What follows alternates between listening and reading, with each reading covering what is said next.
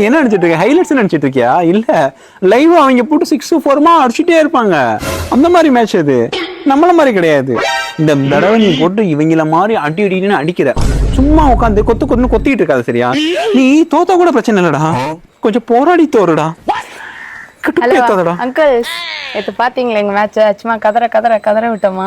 ஆமாங்க, லாஸ்ட்ல ஒரு 2-3 மேட்ச் நீங்க எல்லாரும் கதற விடுறீங்க. 17 வருஷமா உங்களை ஓட கதற விட்டாங்க. அது நீங்க கொஞ்சம் மைண்ட்ல வச்சுட்டு பேசுங்க சரிங்களா? அந்த கப்பு எங்க? ஆமாங்க, ஒரு டீ கப் இருக்கு. உங்களுக்கு நல்ல பெரிய கப்பு வாங்கி கொடுக்க சொல்றேன். போய் டீ குடிச்சிட்டு பால் குடிச்சிட்டு படுத்துங்க. எங்க ஏரியாவுக்கு வருவீங்களா?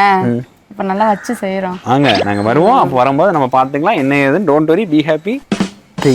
என்னடா பங்காளி இப்படி பண்ணிருக்க? அவங்க ஜெயிச்சது கூட எனக்கு வருத்தம் இல்லடா. 220 ரன் கிட்ட அடிக்க விட்டுருக்க.